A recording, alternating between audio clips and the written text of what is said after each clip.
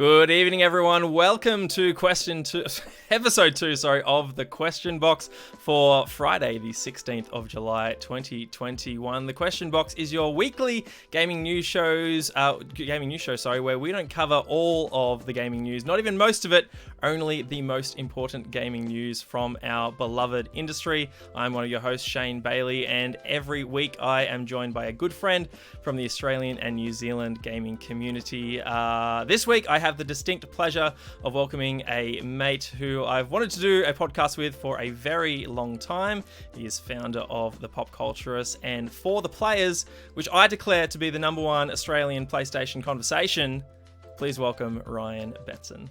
How are you, my friend? I appreciate that rub. Like, holy shit. As I said, like, I know that there is like 4 of us that do PlayStation shows in this country, so it's like a very small market to be a part of, but I'm happy to be #1 in at least your eyes. I'm sure many more as well, mate. Hello to Ferox in chat as well. Thanks for joining us, man. Hope you are well. For those joining us for the first time, the Question Box is your weekly gaming news show. You can watch it here live, twitch.tv/magic_cast every Friday, 8:30 p.m. Australian Eastern Standard Time. But if you can't catch us live, you can watch us, the VOD on YouTube. Just search Magic Cast on YouTube as well. Give us a like and a subscribe and all that jazz. Smack that like button, as the kids like to say.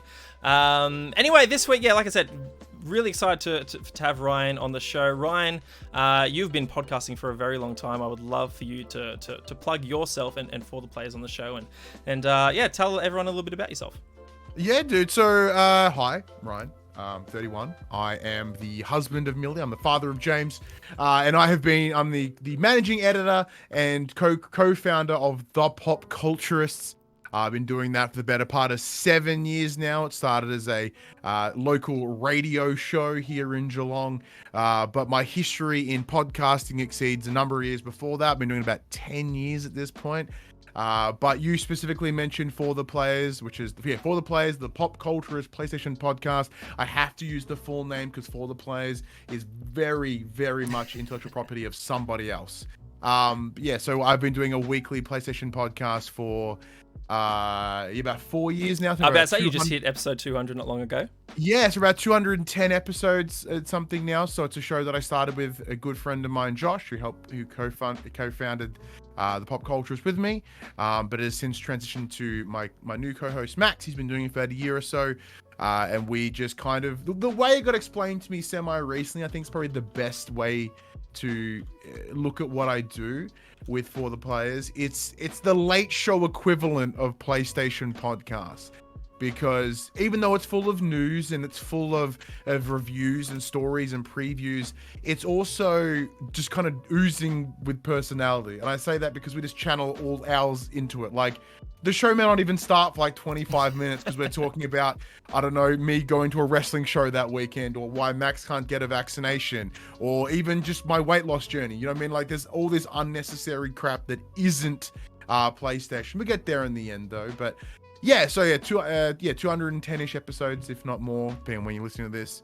It's probably one of the most favorite things I've ever done, to be honest. I love PlayStation. I love talking about it each and every week. That's awesome, man. Well, you can't really tell here, but I did at least hear, like, looking at it myself, these lights are purple, but they don't come up that way against my blue wall. So, yes, I wanted to sort of stick with the For I Players appreciate theme. the, hashtag PopCPurple, even though, look, throughout Australia, there's Popsy Purple, there's Hungry Gamers Purple, there's Attack on Geek Purple. Like, we're all fighting for whoever's purple. Yeah, that's why I've just got a mishmash of all different colors. It's just sort of like a pink and aqua.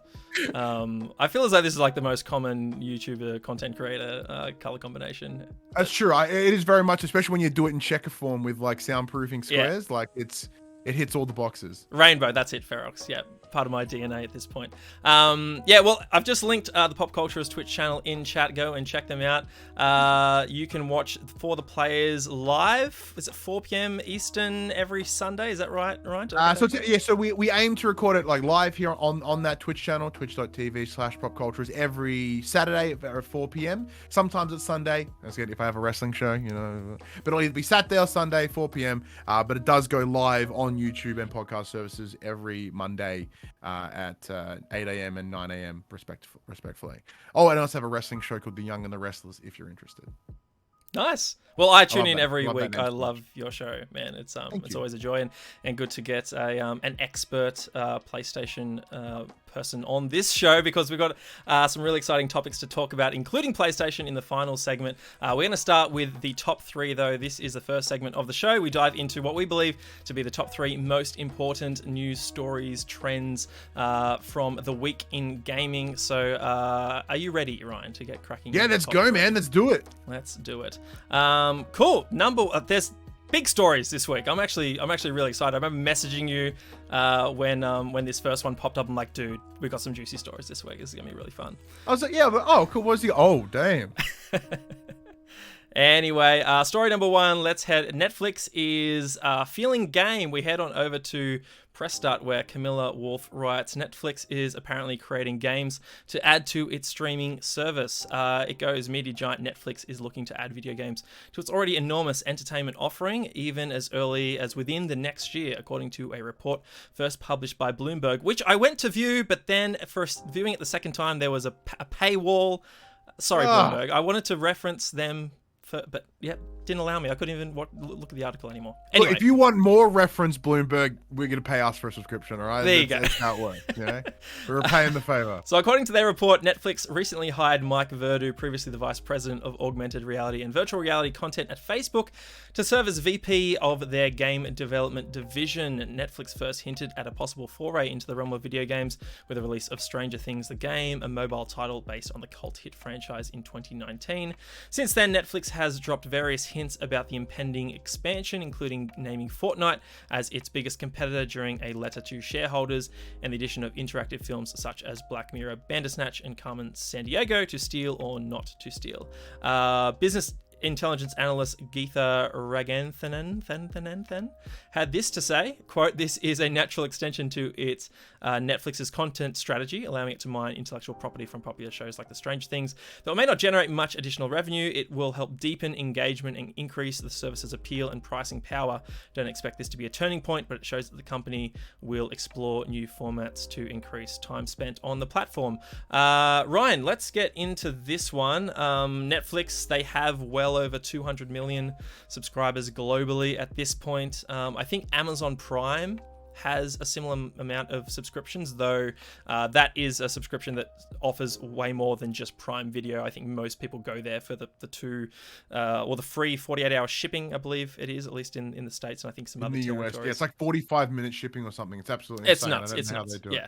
it. And I'm not sure they've disclosed exactly how many of those subscribers have actually taken advantage of Prime Video, which I think is a fine content service. I've been tuning into a lot of their stuff. I like Amazon Prime. It's the only place that has Always Sunny in Philadelphia. So oh, right, okay. Prime gets a big thumbs up for me just for that reason alone. Nice. Well, I subscribed for Invincible not too long ago, and I've been told to check out The Boys as well, which I'm excited Oh man, The Boys is. I haven't watched the show yet, but do I even have it on the shelf in here? No, I don't. But The Boys is a great comic, and I've read the comic, and it's tremendous. So like, I don't know why I haven't watched the show yet, but apparently it's only good. It's only fantastic. Yeah. So. So of course we know that there are a bunch of video game subscription services out there. The big names that jump to mind are Game Pass, PlayStation Now, Stadia, and Amazon's Luna. How do you feel about Netflix rocking up to the game with its already 200 million subscribers? It's an interesting decision, and I do agree with the article that discusses how it is the next step in their business model, because there's what else is there to do in terms of growing? Aside from creating even more Netflix originals, which as we've come to see have been hit and miss, and they're not quite as strong as they once were. It would make logical sense for some other sort of interactive medium, because right now, in the realm of video games or entertainment in general, what companies are fighting for is time. Right? And Netflix has already so much of your time, but why not if they could take more of your time? Right? That's essentially what they'd be trying to get at. The big thing for me that would help me decide on where this is going to be successful, whether this is be some sort of path in the future, is this something that they are going to be doing with their own properties? Are they going to be bringing external things in? Are they going to create like a Game Pass that has not just Microsoft content, but as well as third-party content? Because even though I think Netflix is great, the portfolio of IP they have currently, not all of it is going to make a great game. Like, I don't really want to play a 13 Reasons Why game. A Queer Eye game, fucking down. That would be mad. But like, there's only so much they could grab on from what they already have.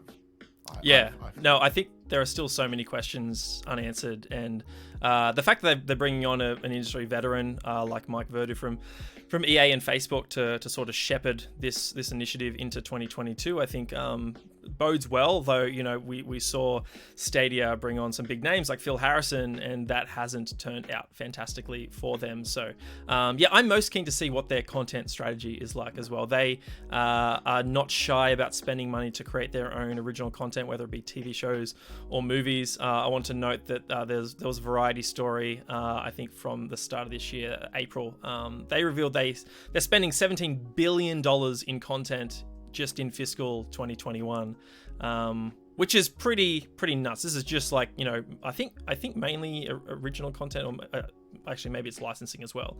I'm not too sure. For 17 billion, I imagine it's licensing as well, because probably about 12 billion of that is the Friends. You know, it's just Friends alone. Probably, so that's right. Yeah, it's know, 2 billion to Matthew Perry, 2 billion to Jeff Aniston. So they've got the subscriber base and the revenue coming in to fund all this original content, and you know, you throw couple of $1 billion just on the gaming side of things to create your own original content, you would certainly sway quite a few independent and third-party developers to make exclusive content for Netflix. But we just don't know what the strategy is right now. And I'm not sure like what staying power this has. I think that 200 million audience right there is just so valuable, particularly to any developers who want to jump on an opportunity like this. But what exactly is the opportunity? You know, is it just sort of interactive storytelling where people are using their remotes, or can we Bluetooth our controllers to the TV and start, you know, playing I don't know, a big AAA game coming later this year, like Guardians of the Galaxy? Does that rock up in Netflix at some point in the future? What would you want to see from a Netflix subscription, like gaming on Netflix? I imagine it's going to be probably more of those interactive stories, equivalent, because the thing that they're like, hey, we have 200 million subscribers. I'm like, yeah, that's fantastic, but how many of them are actually going to play the games? And like, because to me, this kind of feels like a decision that was based on, ooh, we need, not like the creative endeavor of wanting to make a game, or the storytelling of games, or the gameplay of games. I don't think is the big decision here. I feel that the motive behind heading into games is a little bit different. Not saying that every gaming company is altruistic that way, but it feels a little bit different. So I imagine there will be those surface level interactive sort of experiences like your Carmen Sandiego's, or your was it Black Mirror, where you could sort of engage with in some capacity. Because it's the same argument about, like, you know, there are X billion phones in the wild and they all have games on them. Like, yes, but 3 billion gamers, Ryan. Yeah. Gamers. I have an issue with that. Like, I don't have an issue with that, because technically anyone can be a gamer. I don't really give a shit about that definition. But it's when you look at it from that way, you're looking at it purely from a number aesthetic, it kind of takes away some of that what I feel is sort of not even creative endeavor. It's just kind of like, it looks kind of gross. But yeah, so from an experience that I would want, yeah, it would to me, interactive storytelling is, because I'm a sucker for a good walking sim. I'm a sucker for a good, like, sort of graphic novel interactive game. So something like that would work, and I think that is a good blend into that content, right? So if you can get someone that's kind of, they give that a bill, and then they kind of go, oh, and then you might tip them across the line to maybe play something a bit more interactive. However, I don't expect we're going to see a big 30, 40, 50 hour RPG to come out of Netflix. I don't see that level of investment, but more shorter sort of surface level experiences. That sounds really dismissive, but I'm not trying to make it that way. Yep. But yeah, maybe not so much. What about you? Where do you sit? Yeah, I haven't found the love, let's say, for a lot of walking sims, or the I suppose the like the Telltale-esque sort of decision making narratives or adventure games. I admire what they do, and I think they bring a great deal of variety. And obviously, of course, they're loved by millions around the world. It's just not something I'm a gameplay is king kind of guy. Like I love like really tight mechanics and that challenge, and that really satisfying loop of gameplay. So and that's just what's naturally missing from games like that. I have tried quite a few. Like I tried The Walking Dead and enjoyed it for a few episodes. I dove into Batman, enjoyed it for a bit, but they never just really hooked me. I'm yet to try a lot of the Don't Nod stuff actually. So I think the Don't Nod stuff's pretty good. Like yeah. you have like the language is a bit like if I have to hear someone say hello again, I'm gonna strangle everyone. Right. But there is they are quite good. Like Life is Strange is pretty fantastic, and I think those kind of games can tell stories that you wouldn't normally get in a standard gameplay heavy game. Because I'm a big sucker for story. So, but I also gameplay is important, of course. But I think there is a way you can tell a story in a game that cannot be met elsewhere. Like because at its core, you can tell like a TV series kind of story in a game. Like I said, I like God of War, my favorite games of all time. I love the story of that game, especially the soft reboot of 2018. But so good. So I'm still like God of War now.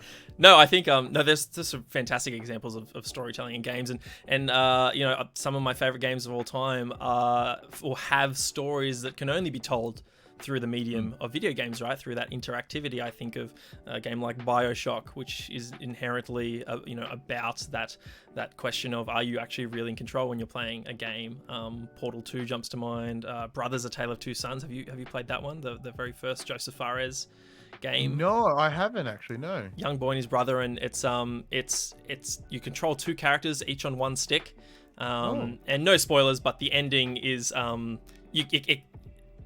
the emotional beat that they play at the end can't be communicated any other way than through the controller. I'll just say that much. It's well worth a try. It's only a few hours long. Highly encourage that you check that one out. I suppose to wrap this one up, Ferox he's agreeing with you in chat as well. God of War 2018 on PC. That would be nice. More people need to play that game. I'm the big PlayStation fanboy, but I am so down with it coming to PC. I have no issue with that at all, because I personally believe it's one of the greatest games I've ever played. And look, being a father myself, because I was quite a young father when the game released, and my son was quite young, so it hit me on a whole different beat. And I need everybody else to experience that shit, because to me, it's one of the most important games I've ever played. And I have no need to be like, no, it says over here, I don't understand that mentality. But yes. Yeah, no, it's on my list. I'm either waiting till I get a PS5 to boot it up backwards compatible, or until it gets a PC port, and I will jump on it almost instantly. To round out this topic, Ryan, do you think this news story makes someone like Phil Spencer or Jim Ryan nervous in any way? No. No. Look, to me, it hits this weird middle ground, where we haven't had GameStop try to get into the market at some point, and even they themselves did not have a good run at it. So GameStop, presumably they should know what games are about. They should know how games work. They should have an understanding of the industry in and of itself. And they very quickly demonstrated that it's not that easy just to jump in when you have the idea of let's just make games. It's not that easy. So I certainly don't think them it's Phil Spencer or Doug Bowser or even Jim Ryan. Jim Ryan doesn't seem to be faced by anyone for some stupid reason. But yeah, I don't see them being worried. I think Phil may have stirred the pot by calling Game Pass the Netflix of games, and Netflix well, why don't we be the Netflix? Hold my beer. Yeah, pretty much. Yeah, I don't see them trembling anytime soon. And PlayStation Now can't even compete because we don't even have it in this country. So, right, no worries. Yeah, no, me. I think you hit a great point there in that. oftentimes, and really I'll only point to Google Stadia as the most sort of contemporary reference for this, is that they step into a space that they're clearly like not well established, and I think maybe even Amazon Luna might be struggling with this as well. Obviously they have their own first party development studios, and they have managed to court some third party publishers to have content on their service as well, but they don't have that history, that that sort of tenure within the games industry, or the relationships that have been established over the however many decades this industry has been alive, to really lean on, right? And that's what the likes of Xbox, PlayStation, Nintendo rely on for the lifeblood of their respective platforms. So I think it is a real challenge for anyone to step in. And even though Netflix is, to their credit, I think the report was saying that they're not looking to charge any more for this addition of video games. They're just going to roll it into an existing service, and it might just be another vertical within their sort of library of content that you just jump into. So it might sit right next to the coming soon or the action adventure film segment. I think that's really, really good. I think they could easily ask for a bit more moolah for to have access to the games. But at the very end of the day, I think the best thing, possibly the best thing to come from this is exposing what I hope are really quality video games to an even more broader audience who, of course, yes, aren't going to throw down $700 Australian dollars on a brand new console. It's the exact audience that Xbox is chasing, right, via the cloud gaming on Xbox Game Pass, which will come to TVs in the near future. Netflix already has that. We even touch upon that, the capabilities required to stream games. We're learning right now that even the United States, which on average has a better internet connection than all of Australia, like even they aren't having success with xCloud entirely, or PS Now, right? So, I think Google Stadia is by far the best streaming gaming system. And yeah, Netflix, because most people watch Netflix through a console itself, or through their smart TV, and it's very unlikely that they're going to have a TV that can install a game on it. So that's going to be a problem. And you mentioned time as well. Because most TV series, movies can be done in about 9 months. Games can take years, and that's a big commitment that Netflix may not be ready to be like, well, why can't you make it faster? It's like, these things take time, dude. Yeah, exactly right. If they're only just going to now jump on a bunch of studios to make exclusive content, what does that roadmap look like? We see someone like Xbox pick up a bunch of studios way back in 2018, and I reckon we're still 2-3 years away from a Hellblade 2 at this point. So the whole battle royale trend, you know what I'm saying? Like, we're only now seeing people that are like, hey, we jumped on that when Fortnite came out. Like, yeah, but it's not relevant now. Exactly. Yeah, you missed the boat. So look, I'm just most keen to see their their content strategy and the type of gaming experience they want to provide. I think that'll sort of flag to the platform holders out there, if this can be complementary to what is already in the market, or is it a serious competitor. But interesting that the goal seems to be retention of subscribers' time, right? Maybe you watch a Netflix original and you stick around to play one of their original games instead of jumping over to watch the next episode of Loki or whatnot on Disney Plus. So interesting. Anyway, let's move on to topic number 2, which just dropped overnight, and that is Valve is entering the handheld market. I'm going to go over to IGN, who had the announcement as part of their IGN sort of first initiative. Valve announces the Stream Deck, a $400 handheld gaming PC. Tom Marks writes, the Steam Deck has a form factor similar to that of a slightly larger Nintendo Switch, but with the capabilities of a full gaming PC. It runs a modified version of Valve's Steam OS, complete with a new console-like interface for easy navigation of both the Steam store and your Steam library, but it also provides access to an unrestricted computer desktop where any third-party applications can be installed, including non-Steam games or launchers. In terms of hardware, the Steam Deck has a 7-inch 1280 by 800 resolution, 60Hz LCD screen, a custom AMD APU featuring a whole bunch of like really powerful sounding PC specs. Practically speaking, that makes it a substantial amount stronger than the Switch, allowing it to run modern games impressively well. As a point of reference, I was able to play Jedi Fallen Order on an in-development Steam Deck at high graphical settings with little to no issue. It can even suspend running games like a console, and Valve says the intent is really to give players access to the entire Steam library on the go. Ryan, Nintendo revealed the Switch OLED not too long ago, and many fans were disappointed that it wasn't the Switch Pro that was rumored to have a bit beefier spec. Is this the Switch Pro that we were all wanting? I think technically yes. Like if you want an incredibly powerful handheld, then yes.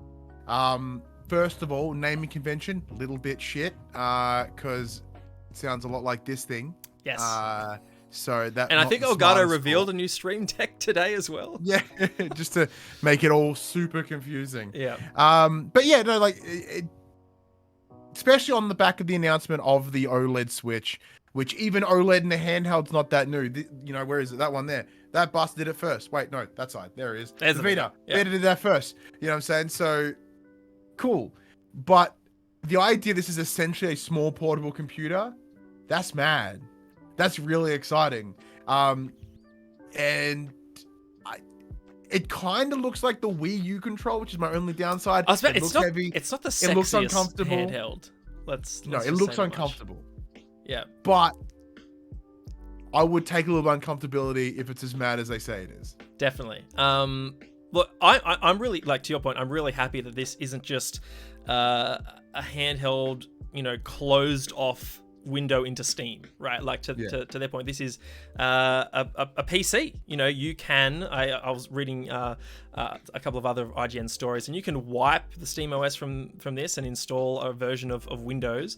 Who knows, at this point how well that would work? But this gives you access to any other launcher of PC games out there, whether it be Xbox, EA, Ubisoft Connect, Activision, any other launcher on the PC platform. So that's really exciting for me. Like, as an Xbox fan, the idea that I might be able to download a bunch of Game Pass games and play them on the go. This might be the Xbox handheld that we've been that at least the Xbox fan base has been clamoring for a very long time. And as to our point earlier about sort of cloud gaming in its nascency and not really penetrating at least our market as well. We're still rolling out 5G at this point. I'm not sure how effective it'll be, and there's still a lot unproven, right? Like, this is a dedicated piece of kit that I know could handle a lot of the games that I currently play really well. I think there's got a lot of appeal. I'm not seeing many downsides other than,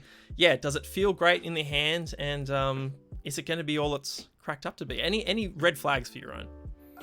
For me, one is battery power.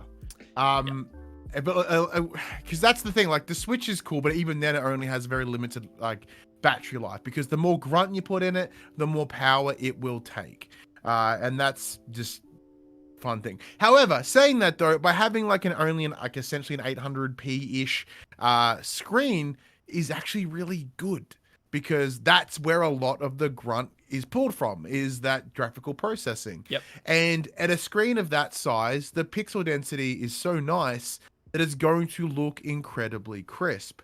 Well, at least primarily very, quite crispy, So no worse than the Switch.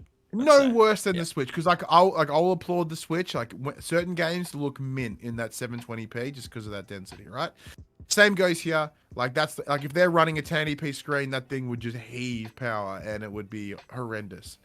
Other than that, there's not a whole lot that really kind of turns me off, except for price. I imagine price would be a bastard. Yeah. And they've also announced that it's not coming to Australia just yet. So that's the other big downside as well. But seeing the pictures in the hand, it kind of looks big and clunky, but it looks no bigger than a Switch. Because as you can see on the screen now, ladies and gentlemen, it's a reasonably good sized fit. You know? I looked up that's with not to be assumption, but they're lady hands. Right. Yeah. Unless this woman has giniferous hands, right. This is good news. Yeah, I looked up the exact specs, and I think the Switch is about 24 centimeters wide, and this is just under 30. So just a little wider than the Switch. The height is about just a centimeter taller. It's actually a 16:10 ratio, which is why you get the 1280 by 800 sort of screen there. And it's got the palm rests in it, which is the Switch is lacking. Right, yeah, exactly. Additional buttons on the inside of those palm resty things. Like many others, I was a bit concerned about how high the thumbsticks and the buttons were. But then I picked up my phone and realized if I'm holding my phone like this, like my thumbs are naturally resting at the top right, like if I'm viewing something. So look, this is obviously much larger than any phone, but I don't know, that sort of like eased my concerns a bit. But with the Switch, like the off-centered things kind of makes me end up, where's my phone here, it kind of makes me end up holding the Switch like this. Right. Oh, okay. Because obviously being a PlayStation gamer that I am, I'm used to symmetrical sticks down the bottom. Yeah, down the bottom and parallel, right? Yep. So like for when I hold my Switch, it's always on this weird curve where I wouldn't have that issue here. Like would I ever buy it? I don't think my wife would let me. But if I could, I would highly consider it. Because like I have a PC that's reasonably powerful enough, but like I just don't play enough PC games. I'm missing out on so many good games that I will never ever get to play. And this could be the way to do it because it's dockable as well. That's right. Yeah. Yeah, it's a PC, right? Like there was an IGN FAQ there which said, could this run VR? And the Valve guys were like, well, I guess, but you might be limited in quite a few regards. Aaron Unlocked in chat, thanks for joining us, man, says, I was excited for this, then realized I don't play games portably, so then figured it's probably a waste of money for him. He says, knowing me, I'll probably buy it anyway, assuming I can afford it, and if it ever comes out here. Yeah, so I just want to scroll down to the pricing and the different options that you have. There are 3 options, $400 US, which gets you 64 gig of storage and a carry case, keeping in mind that is not an SSD. A $400 digital PS5 retails for $600 here locally. Is that right, Ryan? $750. That's the disc one, right? Yes, it is. Sorry, yes, it is. Yes. So hopefully this comes to about 60. You would guess that this comes to about 600 Australian dollars locally. You then have $529 for the 256 gig version, which gets you the SSD, which is fantastic. And look, a $500 PlayStation 5 or Xbox currently comes to about 750 AUD. So you're probably looking at about 750, 800 AUD locally. And then there's a $650 512 gig SSD version. That's a $999 bastard right there. I was about to say, yeah, you're hitting $1,000 $1,000 at that point. Anti-glare etch glass as a bonus, and a couple of exclusive little perks there as well. I suppose for me, like, I don't immediately think to myself like, oh well, I probably wouldn't get the $400 version. I'm just trying to, for me, it'd be sort of discerning what type of PC experiences or any kind of experience am I going to have on this console, like, or on this handheld. Sorry, what am I going to use it for? Is it going to be a bunch of indie titles on the Switch? Maybe I just get the middle version, right? But if I'm going to, want to be playing some, Halo the Master Chief Collection, which is 150 gigs worth of gaming, then maybe I need something like the higher end version. I like that they've got these options, and again, we'll just have to see local pricing. Not even available yet in Australia, so we'll have to wait and see. Like the lowest tier option to me feels like that arcade edition of the 360, where it's like no one's really going to buy this. We know that. Where it's just a way to hit that $399 pricing, right? It's that way to like to trick, like to not deceitfully, but like trick you into going on the next one. It's like that idea of like, why buy a small when it's only 50 cents extra for a medium or $1 for a large? Yeah, it's marketing, right? It's from $399. Yeah, that's it. But yeah, no one's gonna buy that bottom one. No one. But yeah, like cause similar to what Aaron was sort of mentioned, like portable games aren't really my thing these days. Like when I lived in Melbourne, I lived in Geelong now. So when I lived in Melbourne, I was public transporting everywhere. So like I always had my Vita in my bag, but now I drive everywhere, and if I'm at home and I'll play my console, right? So yeah, that's the interesting thing. But one thing that we haven't pointed out yet, which is one of the biggest selling points of Steam and one of the biggest deficiencies about the Switch, is the pricing, man, of the games themselves. Like, we're gonna have access to the complete Steam sales and the complete Steam pricing for games. Like, none of this having to pay $60 forever in perpetuity for anything on the Switch. Like Binding of Isaac, $69.99. What? 95. Oh my goodness. I didn't know Yeah, that. it's $8 on Steam at any given day. Insane. Yeah. Like this. It's alright. Yeah. I mean, So Nintendo first party, right? They hold their value. You know, I'm pretty sure you could probably buy like Mario Party 8 on the Wii for 79 Australian dollars at this point, right? That would be considered on sale. Yeah, no, I totally agree with you. So like, yeah, for even if you're like, well, with that in mind, that actually makes me more confident in going, maybe I will buy that bigger one. Maybe I will buy that next one up because I'm gonna stack it. I'm gonna make a stack of savings in. That's a games. great point. Yeah.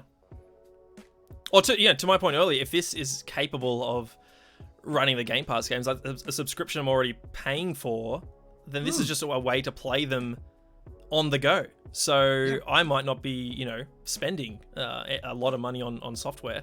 If I can just, front up with the hardware, the cost for the hardware, then that probably would work for me. I'm at that stage of my life now where I love this sort of thing. I started a new job a couple of weeks ago, and were it not for lockdown, then I'd be commuting to Sydney from the Central Coast, at least 3 times a week. Door to door, it's about an hour 40. I'm about an hour 20 on the train. So something like this really appeals to me, but I'm at the point in my life where I'm like, do I need it? Like, I have enough time at home to play the games that I want to play. Could I get by with podcasts and Audible on my commute? And depending on what game I'm playing, will it make the full trip? Well, that too. So yeah, for a while there, I was like, oh, maybe Xbox Cloud Gaming, when it finally gets into Australia and is working half decently, then maybe that'll be a solution for me. My problem is that I commute via the Hawkesbury River, which is just a black hole of internet reception. So that's not an option. So I looked at this, I'm like, this is my solution, without obviously, Switch aside.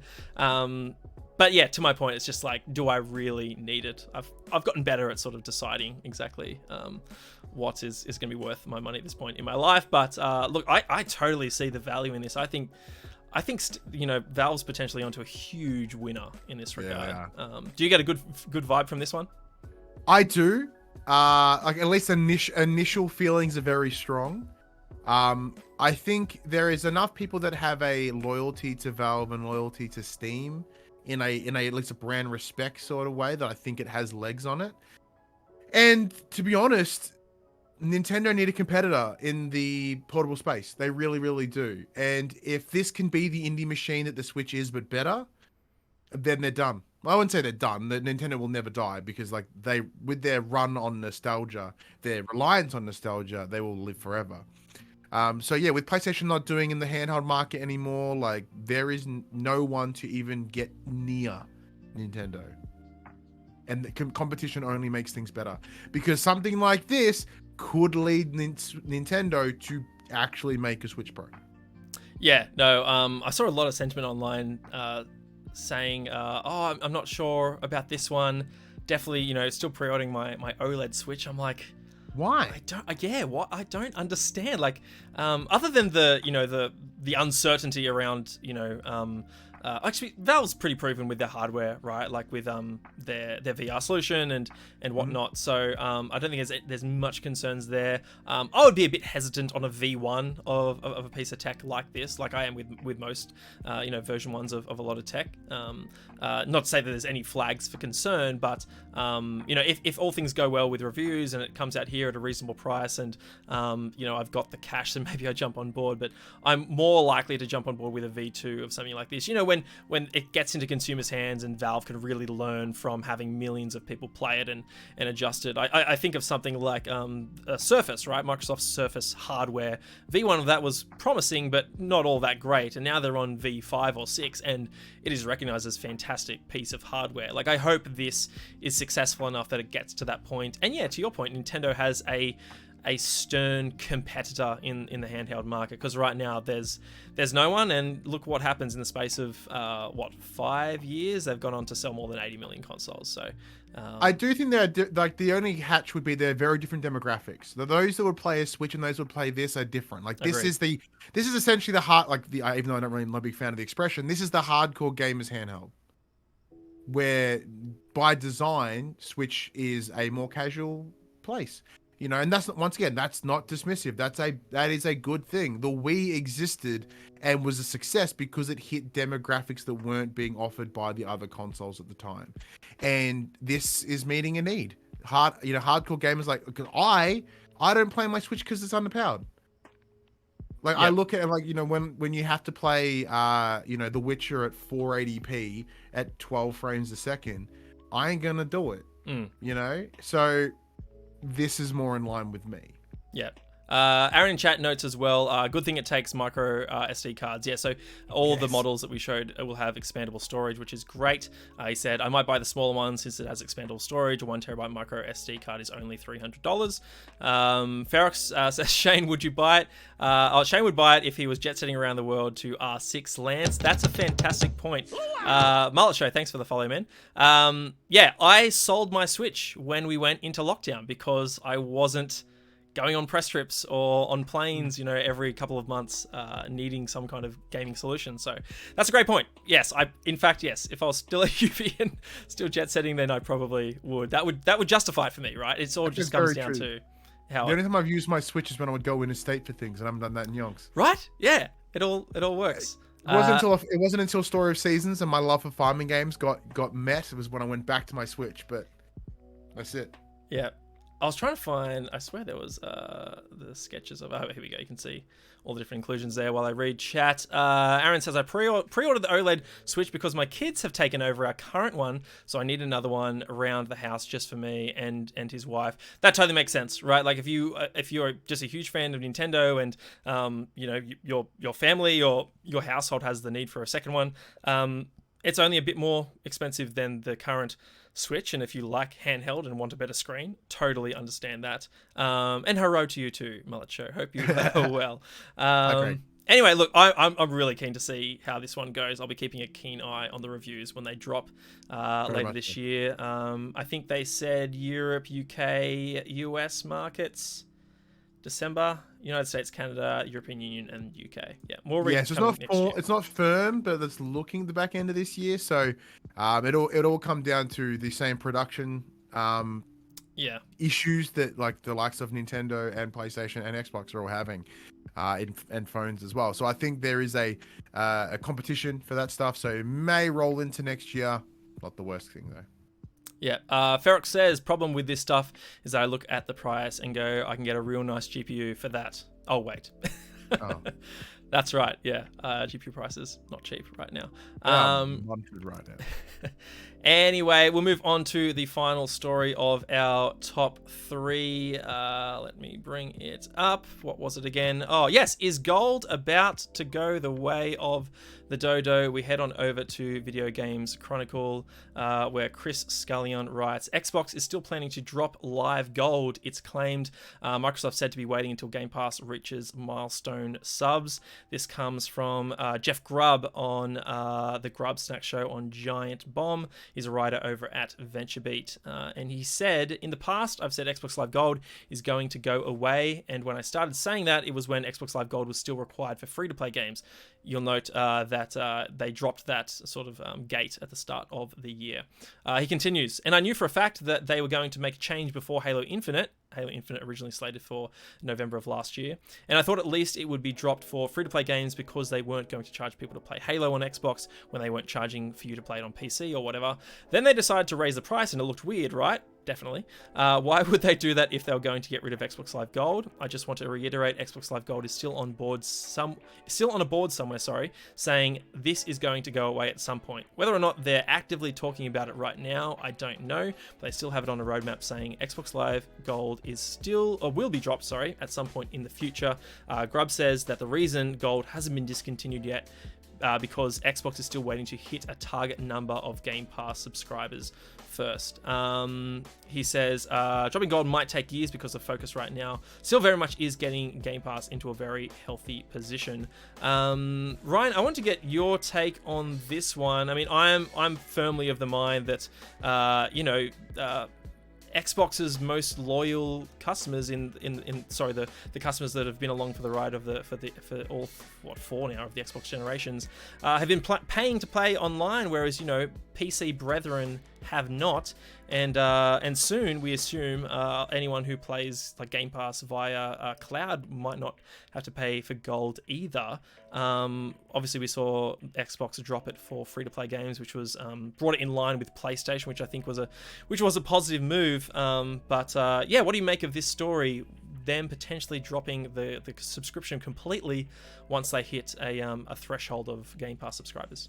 Oh, it's happening. It's 100% happening. I hope it's going to be amazing when they do. So Xbox have, since they realized that they were going to they're taking the L on the Xbox One PS4 generation. They knew. And with that, they made a very, very incredibly smart and successful pivot to be that more customer-facing, customer experience-based brand. And with that, they've been able to go gangbusters, right? Like Game Pass is that. It is a perfect representation of thinking for the customers, right? Because it's not about their revenue, it's not about their response, about the players getting more games to play. Value, right? And value. Why couldn't I think of the word value? But yes, value was the word I wanted. Where what I think they've done here, even with the part, I get a little tinfoil hatty sometimes, and I do think that price increase was meant to be exactly what it was. For them to go, oh shit, no, we made a mistake. I'm so sorry. We'll do it for you guys. Because from memory, they didn't just return it to original price. They bumped it cheaper. No, so the price stayed the same, but it was still originally required for free to play games. So when they backpedaled on the price increase, they also removed the requirement to have it for free to play. How coincidental that they're like, oh, you know what? While we've got you, more value. Yeah. They're like, hey, we're going to make you pay more for it. No, we're not. And we're going to give you more for free. That's how nice we are. This is not me being dirty. This is me being this is truly incredible from a businessy standpoint, right? I look at that, I'm like, that's fucking amazing. Because if you're not used to looking for it, people are going to eat that up like crazy, right? And the same thing in a year or 2 years or whatever, and they're like, hey, you know what? You don't even need this anymore. We're going to incentivize your value with the Xbox ecosystem, pulling it away. All you have to pay for is Game Pass, still the same price. But you take away that added little hurdle, and that would be amazing if they did. Because I said once again, from a marketing standpoint. Now you a marketing man, am I even thinking in the right ballpark? I'm not so certain on the whole back with tinfoil hat of the backpedaling thing, just because I've never believed it in any sense, right? There a lot of people's like, oh, they did this just so they could draw the reins back on the decision. I'm also a believer in the whole Sonic thing where they released a shitty trailer on purpose to then give you the one that they quote unquote wanted. Oh, really? That's your theory? Oh yeah, big time. Because that didn't look like nightmare fuel. Are you shitting me? Do you think someone looked at that and went, yeah, that's Sonic? Hell no. Honestly, I don't know. I think there's just for me, there's always some kind of blind spot, right? In any one of these instances. So yeah, I'm less on the tinfoil hat, but I'm just most interested in the fact that this is I know you brought this up on for the players as well a lot, and that is competition is so great for the consumer. We had, we went the PS3 360 generation where PS3 was free to play multiplayer. And then by the time we hit Xbox One and PS4, obviously PlayStation brought along PlayStation Plus, and it was a requirement to pay for multiplayer there. But they also started to bring in the instant game collection, right? And what happens then? Here comes Microsoft 6 months later with games for gold, just to one up it. And then similarly, I think when we think of the DualSense as well, right? This wasn't really well promoted in the Xbox One generation, but Xbox had the impulse triggers. Fantastic rumble in the triggers, and PlayStation comes along and brings us a DualSense, which is just even better force feedback. They Appled it, right? Microsoft tried to make tablets, weren't successful. Apple tablet, everyone's oh. They did it. Microsoft admittedly had done adaptive triggers first. Yeah. But anyway, so yeah, competition will always, breed the greatest value for the consumer. I'm a firm believer in that. And look, I don't think you have the Xbox you have today were it not for the fantastic generation that PlayStation has had in PS4 and going into PS5 as well. So yeah, I look at this and I worry, not with a great sort of to a great extent, but if you look at the last reported numbers for Xbox Live and PlayStation Network, right? What I found is there were 100 million Xbox Live active members in January of this year. Now, important to note that means anyone from logging into their Xbox One, Series X, 360, all the way to booting up Minecraft on the Switch, because you need an Xbox Live account for that. So it's a wide net that is cast when you have 100 million active Xbox Live users. But Microsoft doesn't report their gold members or subscriber figure. So that's important to keep in mind. PlayStation, on the other hand, last reported numbers were more than 102 million active PlayStation players, again, across PS5, PS4, PS3, probably, maybe Vita. And then Vita, yeah.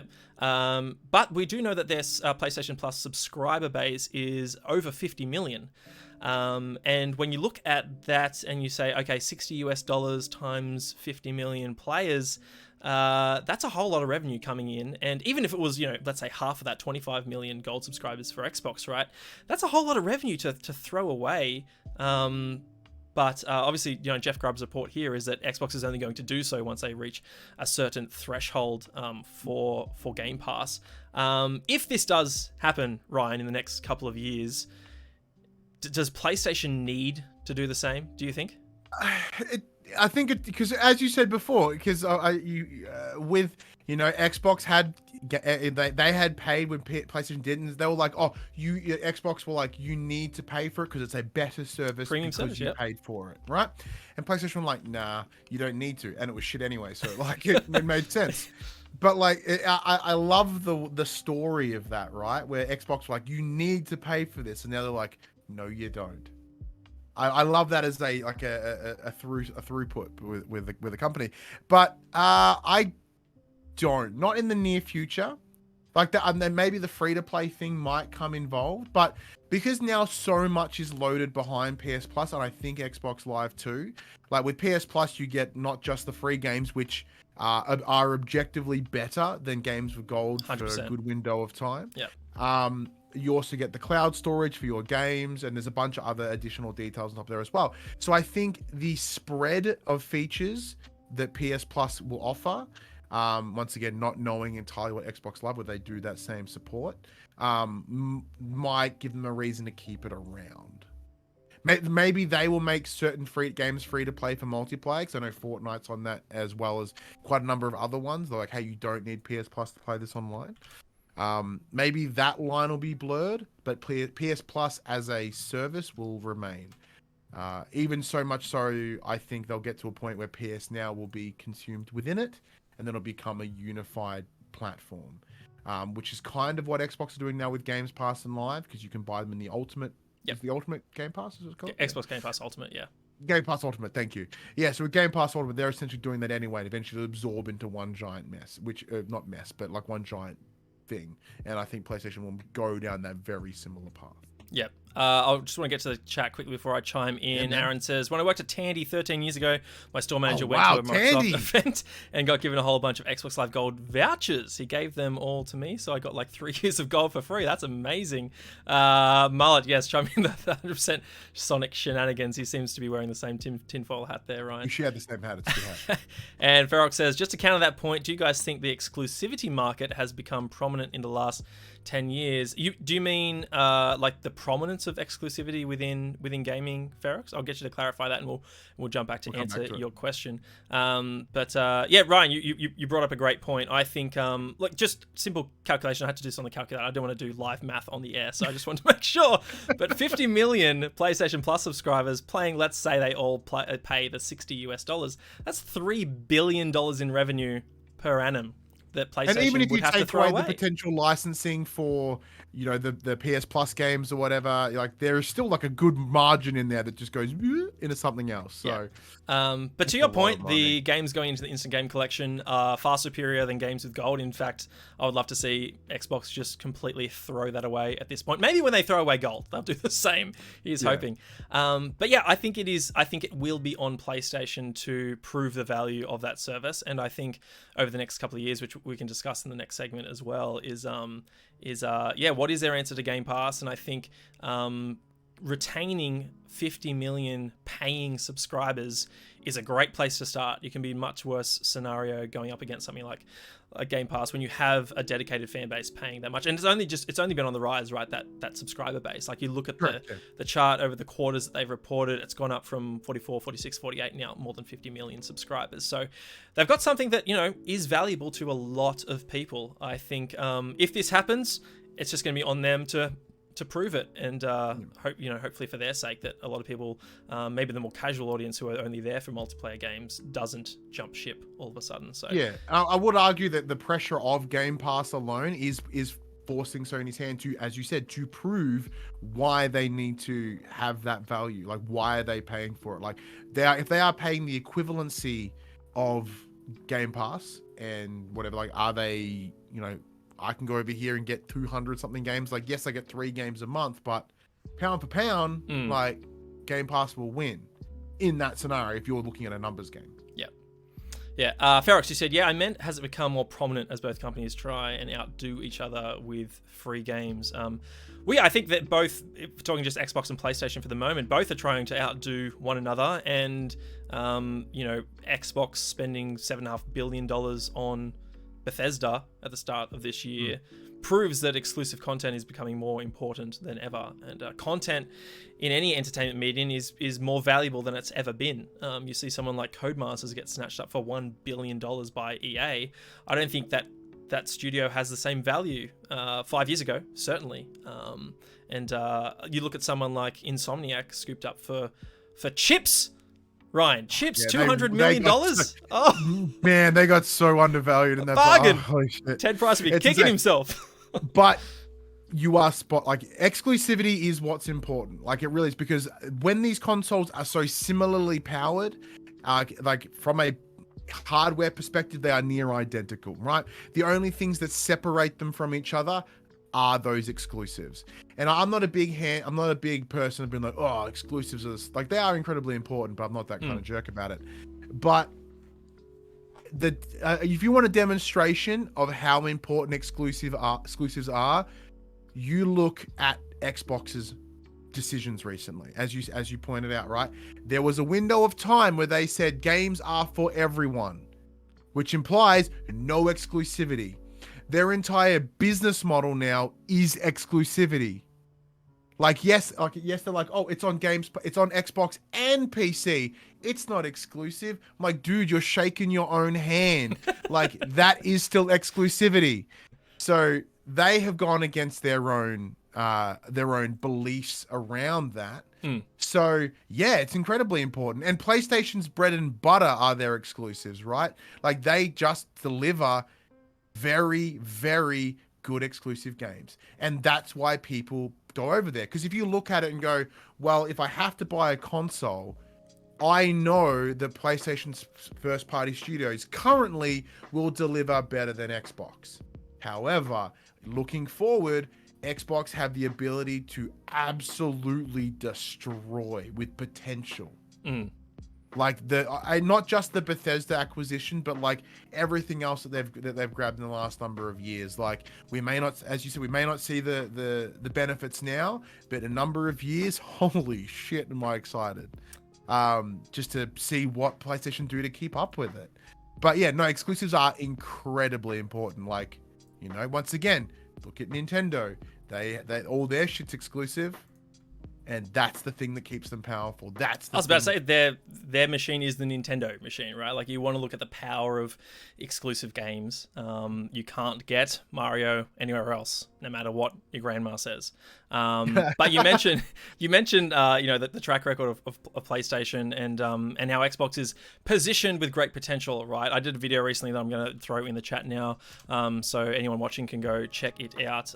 It was a whole video on the fact that Xbox is well positioned, but they still have a lot to prove. And we've got some really talented studios under their belt right now, but can the initiative, which is made up of veterans, can they come together for the first time as a team and really deliver something special with Perfect Dark? We don't know. Like, individually, these guys have great track records, particularly being in that sort of California development hub space. They're all veterans of their craft, but we've seen fantastic studios with great track records, with great talent behind them, stumble many times in the past. So I agree, Ryan. It's all potential right now for Xbox. Whereas PlayStation, they've got a really strong, at least just look at the last 5 years, right? Track record where you're hitting at least half a dozen Game of the Year nominees from their first party stable. That's it. But actions the actions and decisions that PlayStation have been alluding to actually make me a bit fearful for that future, to be honest. Speaking of the future of PlayStation, we're going to transition now into our final segment. Can you tell he's a podcast host? He knows what he's doing. He just teed me up perfectly. Just knocked it out of the park. Anyway, so that was our top three. We're going to dive into the final segment of the show now, where we discuss really deeply one trend or theme within the gaming industry. And it's why I brought Ryan on to this episode of the show to discuss PlayStation and their future. They're just to rattle off, I suppose, a couple of really interesting notes. They've been doing fantastically, right? Like we noted earlier, they're coming off one of their most successful generations in the PS4. The PlayStation 5 is selling quicker than any piece of PlayStation hardware before it. You could argue that they rocked up this generation with their best launch lineup in their history, with things like Demon's Souls and Miles Morales. They've delivered fantastic exclusives this year like Returnal and Ratchet and Clank. But to your point, Ryan, there have been a couple of decisions of the last couple of years, and increasing pressure from a strengthening competitor in Xbox. So I wanted to I suppose, chat to you about PlayStation and where we think they're going, what we think they need to do this gen to stay on top, and whether they have it in them to really go up against an Xbox that now has the complete backing of Microsoft. So where I'd like to start is, as a PlayStation 5 owner, how are you feeling right now about the PlayStation ecosystem? Look, admittedly, it is a tough one right now, and it's a tough one for Xbox too. Like, I mean that as in, there's all this hype and there's all this need, like this desire about these new next-gen consoles, but we are in this weird position where we have to look and go, well, did we really need them? Because right now we're fighting for the reason you'd only buy one is for exclusives, because we're in that. I think the pandemic itself had played a massive role in that decision, but we're looking right now where games are becoming cross-generation. PS4, PS5, Xbox One, Xbox doing their entire fucking platform, right? So the pressure and the need and the desire to make that leap is less than it ever has been. So they need to incentivize with the likes of Returnal and Demon's Souls and then Ratchet and Clank, which is great. Like, those games were, even though Returnal made me want to cry and kill myself, but Demon's Souls was just hard too. But Ratchet and Clank's absolutely amazing, and it's a true showcase of the potential of, once again, of that future of the PS5. But now, what is there?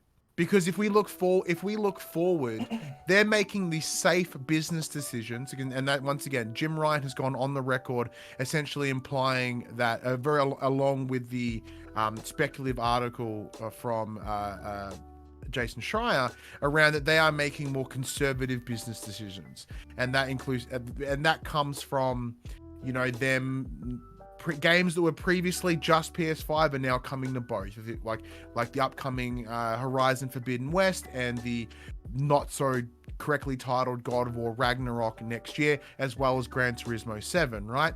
If you put those on PS5, that is the future of PS5 is fantastic, right? That is a hit. It could be a hit out of the park for all three.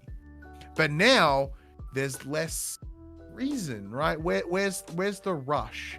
And once again, I think if we're looking at just the PS5 and whether I'm happy that I bought it, I'm still happy that I bought it because I'm a giant mark, right? Like I have it tattooed on my arm. Like I'm not, I'm not going to suddenly hate PlayStation, but there is reasons to be worried. Like when we hear about all these rumors about them wanting to just remake, like The Last of Us, and remake a bunch of games, as well as just trying to resell everything under this poorly titled director's cuts.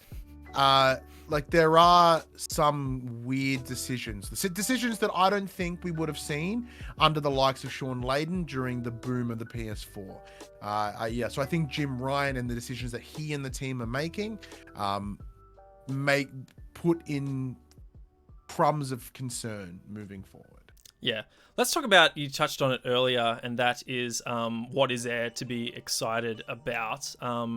Right now, we know a few PlayStation exclusives that are on the way from their first party. There are also a bunch of like third-party partnerships as well that will deliver PlayStation exclusives. We have Deathloop later this year. On screen right now, I think, is Final Fantasy 16 from Square Enix, which at least to my knowledge is a timed exclusive. Or no, maybe... it's a full exclusive. It's a full-blown exclusive. Oh, there you go. Yeah. So they're not wanting. It's coming to PC, but it's still coming on. Right, yeah, console exclusive. So they're not wanting for content, but I'm of the mind that we wouldn't be hearing complaints about the fact that we haven't had like a massive PlayStation showcase in a while, were it not for the fact that Xbox has just been they've had some kind of communication pulse point, some kind of smaller announcement, whether it be like FPS boost early this year. It feels like we went like 2 or 3 months where there was some kind of story about Xbox each week. I'm of the mind that this wouldn't be a huge concern or a great worry for the PlayStation fan base were Xbox not being so loud. Would you agree with that? I would. I think communication is the problem here, especially now that the entire design of the games industry or the games media, it's quick. It's all about what's next, and it's been that way for a while. But right now we're looking at a position where PlayStation are smartly being quiet in the way that like they're not over promising. They're not saying that here's this thing and we don't know when it's coming out, and they're not like Elder Scrolls 6ing this bastard. You know what I'm saying? Like they are when they've announced something, it's at least a relatively firm date. It may get delayed once, maybe twice, but it's still within a good window of time. They're not like saying. So that's the reason they've been quiet right now. I think the pandemic alone, they're like, shit, we cannot confidently say that Horizon will hit this time. We cannot confidently say that God of War will hit this time. So I think for that reason alone, they are playing that quiet game, and they're going to be relying on these exclusivity deals they have with whether second party or third party connections, and that is their future moving forward. And that part I like. I respect them not like it makes it very hard to do a PlayStation show every week when they ain't saying shit, but I appreciate that. Like we're not being like drawn apart, because like hype train can get so out of control in this industry, like so bad, and trying to put some sort of muzzle on that is probably the smartest move to ensure that expectations are met. But it's also kind of crap because they need to say something. Yeah, it reminds me of like early last year, right, where I know a lot of the community were, heading into 2020, understanding that the next gen consoles were on the way. There was, a lot of people making what I think a lot of, many others would assume would be safe bets that, yep, Sony's going to rock up in February and March and they're going to reveal the PlayStation 5, just like they did the PS4, and then they'll show us all the games at E3, and then we'll wait a few months and bam, it'll be out. But in reality, it was that we went like March, April into May until we got the Mark Cerny piece, and that wasn't really a full reveal. And then came the June showcase where they finally unloaded, and there felt like this great relief that we finally understood what the PlayStation 5 was and what to expect. But there was a lot of impatient people just like going month to month. I remember listening to, to the kind of funny guys speculated like, what are they doing? We haven't heard from them. Xbox revealed their console way back in December at the Game Awards, and all these tech people like Digital Foundry have the hardware in their hands. Where's PlayStation? What are we doing? I get that same feeling this year. It's just like, why are you worried? Like, there's great content on the way, and PlayStation's just going to show it when it's ready. But yeah, to my earlier point, I think it is just a comparison, right? It's just this other the Xbox is screaming from the rooftops, and they have things to communicate on, and like, I think it's never the biggest thing, right? It's like, oh, this week these games are dropping into Game Pass, or this week these games are getting FPS boost. Like, they're not these huge big exclusives or announcements that we want from PlayStation. And let's be real, like, you can't announce a new first party or second party game every other week. So yeah, I'm just of the mind, like, if were it not for Xbox being so consistently or frequently loud, we wouldn't be hearing these complaints. And I think you're spot on, like, because even though their announcements have just been about Game Pass, like, Game Pass by design allows them to have an announceable, which is brilliant, really. And there's a whole great like swell of positivity when another fantastic PlayStation Plus monthly lineup is revealed as well, right? It's not as frequent, but you still get that, like, that sort of that swell of just like, oh yeah, the PlayStation fan base feeling really excited, just less frequently. Yeah, and I do think, because as I was sort of alluding to before, with the likes of Jim Ryan and even Herman Holst, who, head of PlayStation First Party Studios, like, they themselves, like, they've made a lot of gaffes recently in terms of how they've communicated something, even something as simple, which is just bad timing, where Microsoft is standing there like, look at all these games that are now backwards compatible, and you look over PlayStation and they're like, oh, we're going to shut down all our stores that aren't PS4. You're like, just happened to happen on the same week, but that sucks, dude. And like, it's just bad timing on that part. Like, their reasoning on why they were shutting those down made sense. It just happened to be in a bad week when they're like praising the history, and especially after Jim Ryan himself was like, who cares about old games? Like, a lot of people do, dude. And then all you're doing is actions that represent what you said that put people off. Yeah. Like, because I said, we know Jim Ryan, not a gamer. He's on the record not being a gamer, so he is a businessman through and through. Not a bad thing. It's a business. It's the games industry. Like, it isn't the games creation collective. Like it is a business. It needs to be ran as such. But like, admittedly, when you got the likes of Phil Spencer, who is just a dope dude on the mic, and he comes out and he just screams like, "Hey man, I'm here for you!" Like, he's wearing a fucking leather shirt and whatever, a leather jacket, whatever shirt, and like, he's looking like a dude. Like, even Sean Layden, who was also a dude, is as uncomfortable as he looked when he stood on stage anywhere. He did look uncomfortable, didn't he? He looked so. I thought maybe it was his presenting style, but he was very stiff. I love the dude, a fantastic presenter, but looked uncomfortable. Yeah, and like, cause what they're doing is they're doing the thing that made PlayStation win in PS4 was making it personable. When you take a brand and you make it personable, you put faces behind it, right? So like, for me, when I think of PS4, I think of, Sean Layden, Shuhei Yoshida. I think of Gio Corsi coming out in a hockey jersey holding a Vita. Adam Boyes, all these things that connect the brand and make the brand real and like, but like human, right? And because even if you look at Apple, right? Apple's success since I've referenced Apple twice now, since the death of the dude whose name I've completely forgotten. Steve Jobs. Steve Jobs, thank you. Like, people can identify Steve Jobs. No one thinks of, was it Tim Cook? Tim Cook now, like, why do I remember his name, but not Steve Jobs? But like, no one thinks about Tim Cook, right? Because he's just not as marketable. He's not as a noticeable face. But Phil Spencer is. And like, was it Nelson from Xbox? Major Nelson. Major Nelson, Larry thank Herb, you, yeah.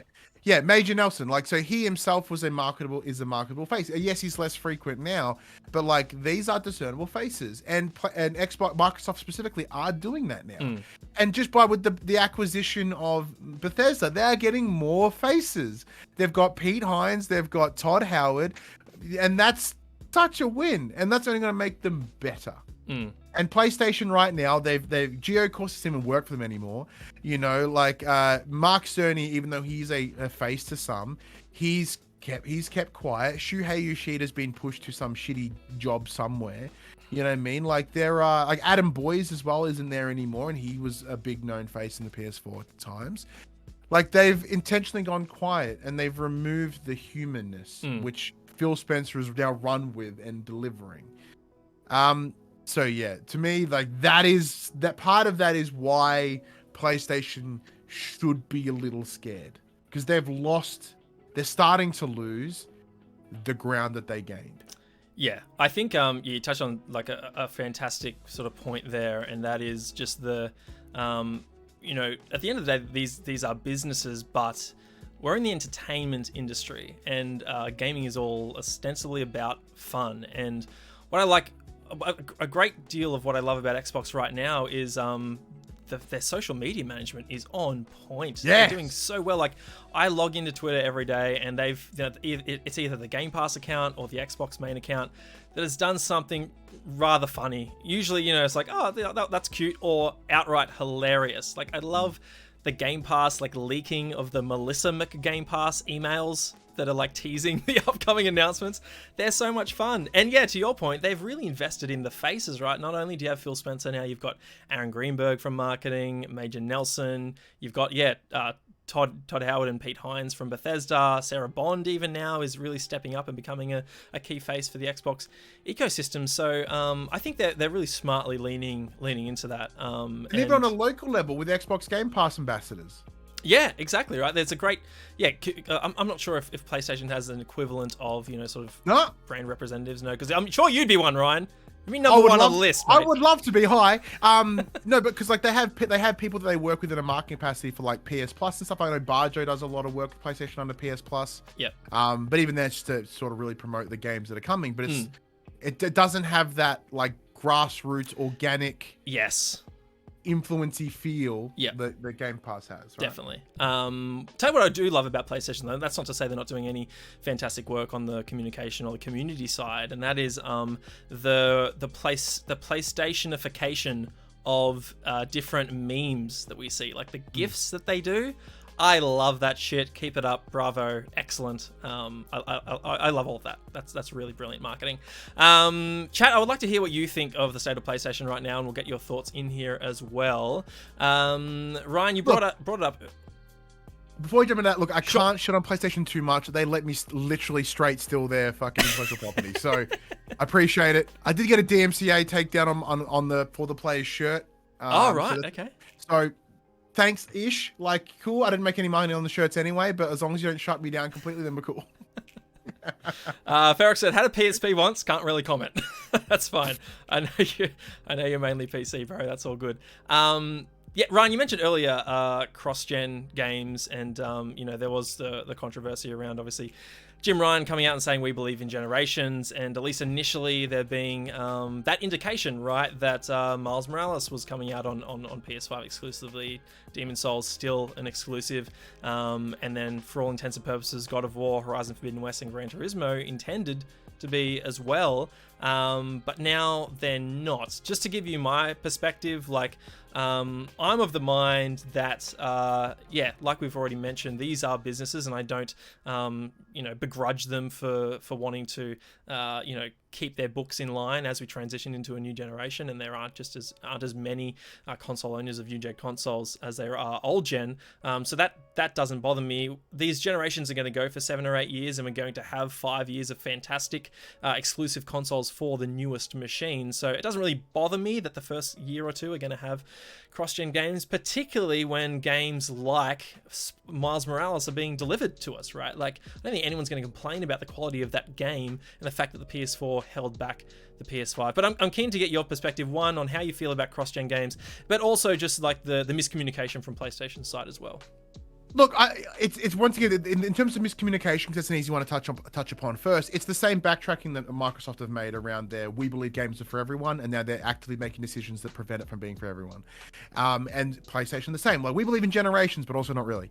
Like, it's that same level of thing. Like, they are reading the room.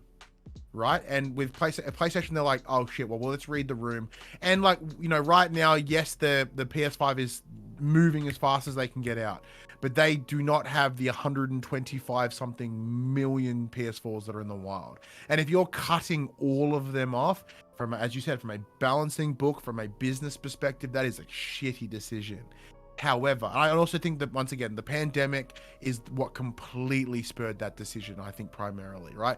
Their intentions, I believe, would have been to have way more PS5s out there, and they would have just made that decision, then transition. Because unlike a PC, which parts and come go as they is, but a game is, you can play on a game on a 4-year-old PC or whatever, like, the console is designed, the entire business model of a console is to release new gear that makes you play games better than you could before. Brand new ones that just simply are not playable on the old generation. And that is your incentive. That is the marketing, right? That is everything about that. And right now, as I said before, they are proving that that's not entirely the case. Apart from Ratchet and Clank, where they're like, oh, the SSD couldn't do it, you know? Like, that's their only claim. And they said something very similar about, like, you know, Miles with the load times and how they're so important and better, and then they kind of go against it. So I'm with you. I especially in these early years, I understand why they would do it.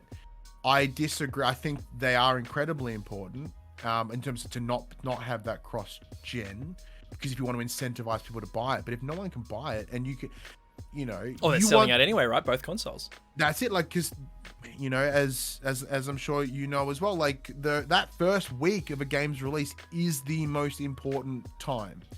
You will never make more game sales than you will on the first week of a release. So for that reason, if you go, well, we only have 10 million consoles in the wild, you know, most games won't move 5 million consoles in the games in their lifetime. So why make that first week even harder than it should be? Yeah, as I said, give it a couple of years and everything will just come to PS5. But I don't know, kind of, because my worry is that they make for PS4 and scale up to PS5. Once again, not really using, but if they build up and move down, then you're getting a shittier experience. Right.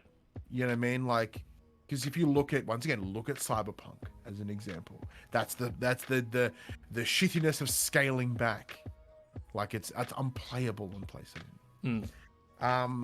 Yeah, I don't know. I'm going to talk a little bit round in circles there, but it's. I understand that my business part of me understands why they made that call. Doesn't mean I can't disagree. Doesn't mean I can't critique it. Of course, yeah. But it's more of a circumstance of I wish they just stuck to their guns. Yeah. Yeah. Because, Sorry, because my concern would be like, because the conversation around would be like, it's just arrogant PS3 Sony again, and I'm like, I'm so sick of hearing that term, right? But that would be the narrative if they come out and they were like, no, we're sticking to our ground. We said what we meant and we mean what we say, and that means that this is the case. Yeah, because it looks less backflippy. It doesn't make them look as bend to the will of their competition. Yeah. Do you think that will? I want to pivot now. Firstly, do you have a hard finish? I know we're almost hitting. No, all good. Okay, we'll keep going because this is too much fun. I want to pivot now. Like we've sort of been reflective and just looking right now, at least on the last couple of years of PlayStation. But this conversation really is about PlayStation's future and what we feel like they should be doing. But do you think, like, we see Xbox backflip on the Xbox Live Gold price hike in less than 24 hours? Do you think that might be an Achilles heel for PlayStation if they're not more reactive to some of these decisions in the future? Like, he is hoping, you know, there's nothing they need to backflip on in the next couple of years, or, you know, for the rest of the PlayStation brand's future. But do you think should they be listening more to or like aligning themselves as a more consumer friendly brand? You know, considering Xbox is clearly pursuing that path? Yes. That's the answer. Yes, because like right now, what consumers, what customers want is that personality. That's why the influencer market is so prevalent, is because people connect to the people, right? Like, it's all about the removal of that giant faceless organization. And so moving forward, PlayStation really need to return to that in some capacity, and that is what they'll do. You know, because if you look at Xbox's trajectory, and right now, because if I was PlayStation, I'd look at like, shit, we don't know what Xbox can do in the future with their games. Game Pass, we need to meet.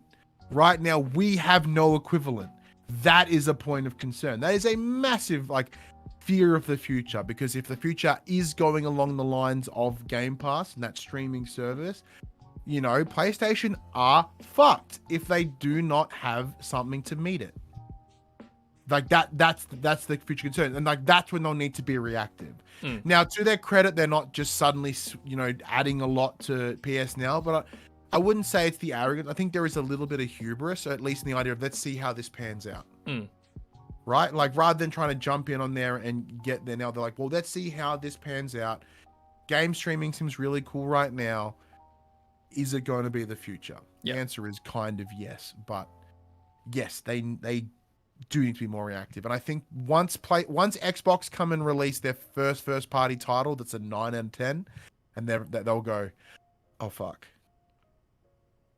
And that's that moment for me. No, I tend to agree with you. And part of the how I want to sort of pivot the conversation in more into the future, and again the speculation around what does it mean to be going up against Game Pass in the next couple of years. Herman Holst recently, I'm sure you read the blog post and saw the news articles, that he doesn't believe there is an arms race, and this is something that I chatted on with Jason on the last episode of the Question Box last week. I vehemently believe there is, and there's an arms race for independent, third-party, talented, well-known studios that are proven. We just have fewer of them now than we did 5-10 years ago. You see a publisher like Bethesda get scooped up, but not even them. It's people like Ninja Theory, who a few years ago were putting out DMC and Enslaved and Heavenly Sword before that. You look at someone like Obsidian, who gave us South Park and Alpha Protocol way back in the day, and Fallout New Vegas. Like, these are studios that now aren't making games for anyone else but Xbox and PC. And the same can be said for someone like Housemarque and maybe even Bluepoint in the future, if that ever gets confirmed on PlayStation side.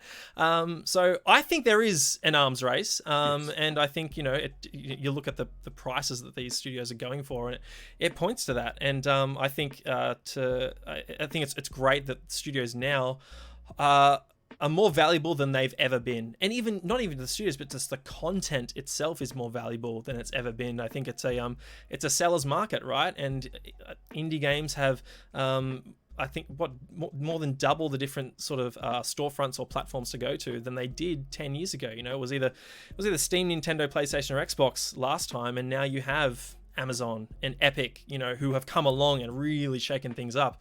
To our point earlier, competition's driving all of this, and it's really great for all parties concerned. But yeah, how do you feel about Herman thinking there isn't an arms race? I think you can say, like, he's not going to say it is, because he's like, that changes everything. But like, well, I believe in you. It really, really is. And I do really appreciate what I perceive to be their different approach moving forward, right? So with Microsoft, they are going for the buy and keep. Like they are using the capital that they have. Like, as we've mentioned it a number of times here, the purchase of Bethesda for 7.4 or 9, whatever bajillion. Yeah, 7.5. Yeah. $7.5 billion, right? Microsoft as a company made that back up in less than a quarter. So like, they have the capital to whip that dollar dick around, right? Where PlayStation have never had that much liquid ever. So their business model moving forward, which I honestly think will actually pay out better in the long run, is that second party deal, third party deals, right? Like, hey, we don't want to buy you. We just want to work with you and invest. It's the same reason that Discord was in talks of being purchased by Microsoft, and instead they worked with PlayStation, because they knew their value of what, as you said, seller's market. They knew their value. They knew their potential. And if someone just goes, I don't want to buy you, I just want to throw some money in and maybe you give us some buyback, some dividends, like give us some money back. And that's what they've done. And I think Microsoft will run out of things to buy soon. There's only so many things you can buy. There's only so many studios to go around. There's only so many studios, and there's only so many that are worth it. Like, because now that there is a baseline set, as you said, Insomniac bought for fucking chips compared to Bethesda, right? Like, everyone is going to be asking for more and more and more, and the return on that will be harder and harder and harder. It is a bubble. And I think that bubble will burst at some point, and then you'll find a lot of studios either being shut down or released or made independent again. And I do fear for that future. But at least PlayStation's approach of, we know we cannot buy any of you, but we can invest in you. Yeah. And like, hence why the announcements that they made recently of Housemarque and Nixus. Nixus. Yep. I think I said that right. Yeah, like to me, they were safe bets. Like we knew they were coming, and they weren't big, ridiculous purchases. Yeah, they've worked with them before. They have, yeah. Like PlayStation, apart from Next Machina, Housemarque have done everything on PlayStation, and Nexus is an investment in the future. It's that spread to PC, right? Like that is a incredibly smart purchase. But yeah, if you look at Square Enix, one of the biggest publishers ever, like they've got decades of history behind them, and now they're releasing Final Fantasy, their current biggest franchise, exclusively on PlayStation. Yep. Not because they own them, but because PlayStation were like, let's sweeten the pot, let's make a deal. And like, yeah, that totally sucks to everyone that doesn't have a PlayStation, but like at some point it's gonna come across. Yeah. Well, to answer Ferrix's question, there's your importance of exclusivity right now. Yeah. Right. Towards the end of the last generation, the timed exclusive wasn't much of a thing. Like we saw it at the beginning, and to a really harsh reaction from the community when things like Rise of the Tomb Raider and Street Fighter V were made timed exclusives. Or actually, no, Street Fighter V never came to Xbox, right? It just not at all exclusive. PlayStation only, It was not received well. Xbox copped a lot of flack for that. Mostly in part to the fact that Lara Croft began life on PlayStation, so that was a bit weird. To your point, I think exclusives continue to remain more important. Thinking more about the future, and you mentioned the second party deals. We've seen PlayStation announce a couple recently, or a few actually, to use that vernacular properly. You have Haven, headed up by Jade Raymond. We have Firewalk Studios working on something multiplayer at Jeff Keighley's Summer Games Fest Kickoff Live. They announced a partnership with Deviation as well, some ex-Call of Duty stuff. I think this is, at least in my mind, this is clearly PlayStation trying to signal to the industry that that variety is important to them, and maybe trying to play down obviously the Schreier report that came out later this year that you referenced earlier, that their focus remains on cinematic games. At least to my knowledge, this is at least one of, if not the first time, PlayStations have sort of announced partnerships or intentions to announce new exclusive games in the future. Do you think that is more reactionary? Because I'm of the mind it's like we've never seen them do this before. Why would they turn around in the space of 6 or 8 weeks and make 3 announcements like this? Yeah, like the answer is yes. You're 100% spot on. It is reactionary, and the reason being is because Xbox just announced all this cool shit, and they're like, we have a studio with Jade Raymond. You know her, right? She's a producer on a bunch of Assassin's Creed games. But most people don't understand that a producer isn't even part of that real creative side. Important role, not creative. It's important role. Don't get me wrong. Producers are fucking incredibly important, but like in terms, they're not a Kojima. They're not that visionary. Yep. But like, it didn't have a logo. It had nothing. It was such an early thing to announce. It was a blog post, right? And a couple of quotes. Yeah. Yeah, it was. Yeah. So that was their reaction. Like, shit, what's something that we could kind of do? And yeah, like I do love this idea of working, and like they are showing that they want to do more in the future. That is not just what we know them to do, which is third person over the action, over the shoulder adventure action stories, right? Like where we look at the likes of, I believe it was Deviation, where they're looking at a multiplayer game, a multiplayer shooter, which they are missing. That is something that at least in Microsoft's first party with the likes of Halo, for the longest time, no one could beat Halo. SOCOM was supposed to be, Resistance. Killzone and Resistance, heralded as the Killzone, Halo killers. Yeah. Didn't happen, right? And now they're like, to me, looking forward, like, well, hopefully they can do that now. Like, take advantage of Halo not being what it once was, and get in that space. And even if we look at what all the biggest games are right now, they are like games as a service, multiplayer shooters. Yeah, that's them reading the room, and like they're just making a smart call, man. Yeah, no, I completely agree. And I'm excited for it. I want to get your take, because when the Schreier report came out, I remember commenting, I think, on a post that Shannon Grixey from Press Start put up on one of his Facebook groups. My concern with PlayStation is, I'm wondering if it's a too little too late is the wrong way to put it, but I look at some of their decisions recently about putting something like Destruction All Stars into PlayStation Plus, as a free game, instead of selling it full price.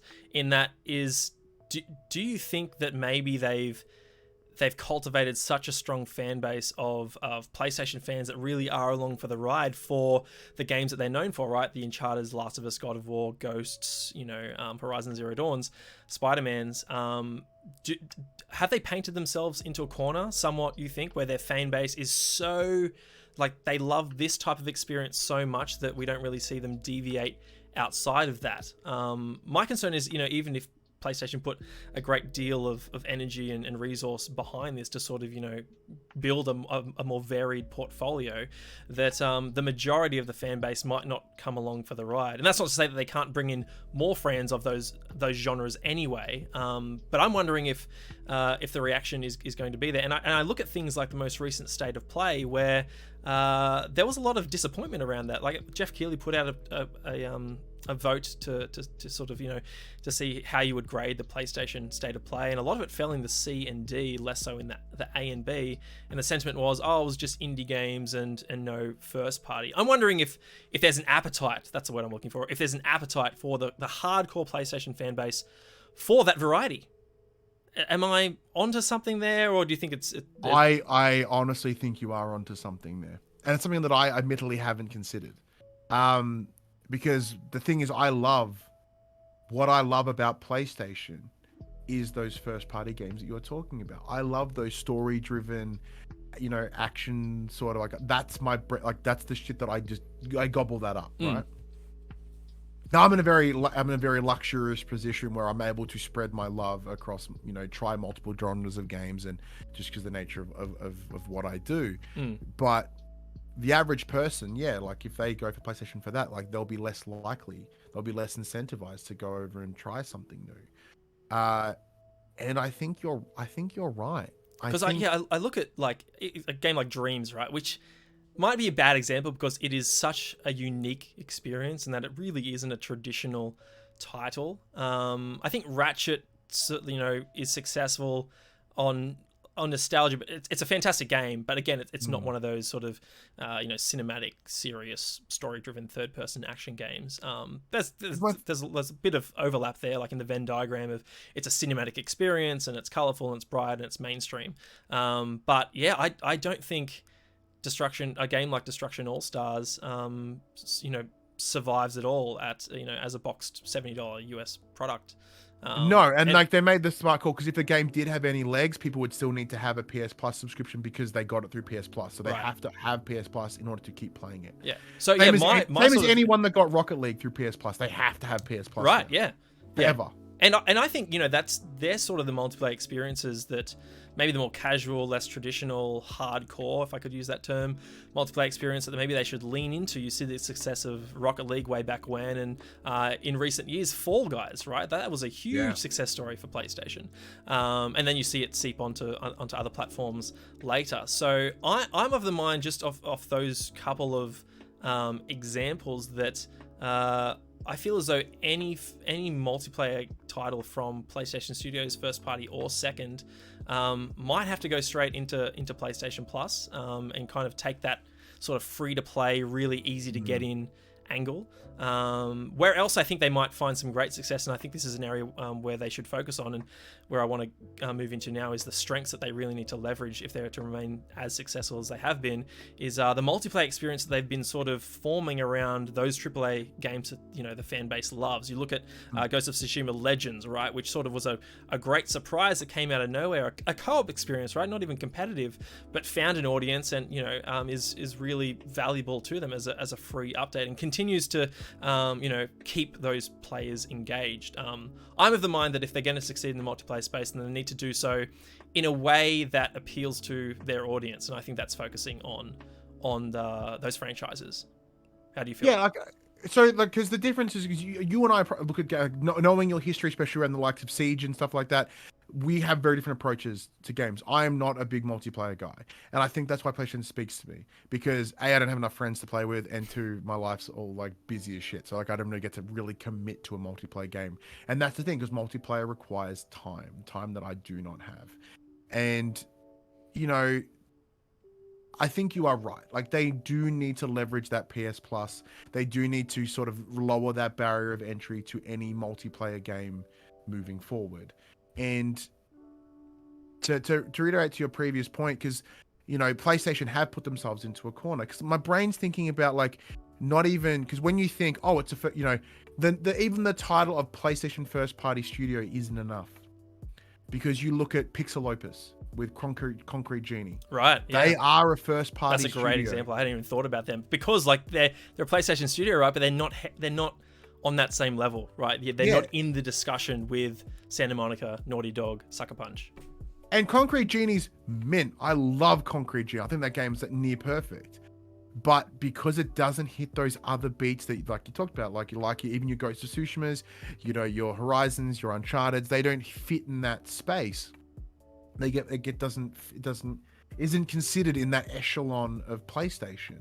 Like, I have a friend of mine who's playing games this week on his stream, and he's doing Indie Week, and he played Concrete Genie. I'm like, dude, it's not an indie game. Like, it's got that vibe, but it ain't. It's backed by a platform holder. It's hardly. yeah, man. It's hardly an independent game. But yeah, no, shit. Like, you've actually really kind of stumped me. Like, I haven't considered this at all. Like, that they have shoehorned themselves, they've shoeboxed themselves into a corner.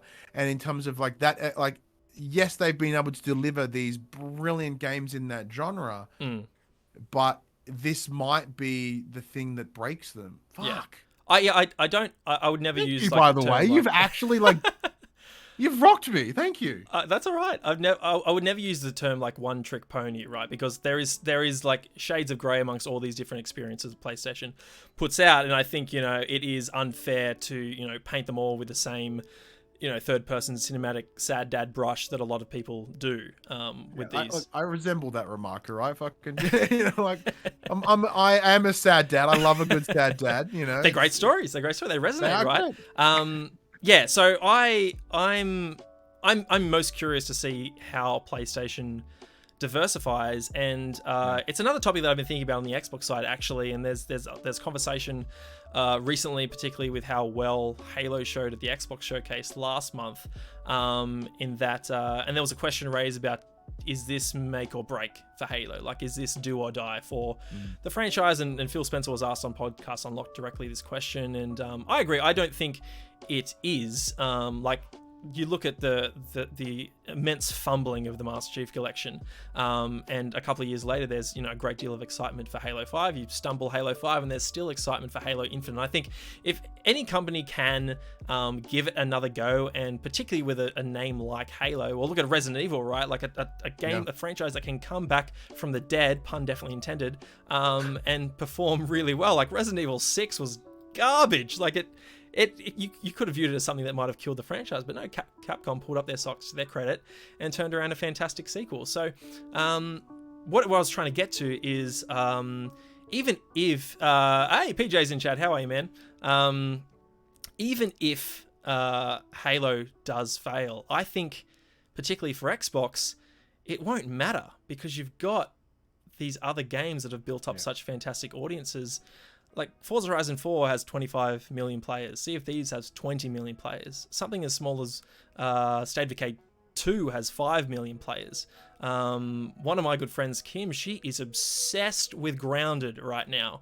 And I think, you know, just in comparison to PlayStation, Xbox has done a good job of, you can be an Xbox fan for a variety of different reasons, but I think there are just fewer reasons to be a PlayStation fan. Or if you were to ask a fan of PlayStation why they are a fan of PlayStation, I think you'd get a narrower sampling of reasons. Does that make sense to you?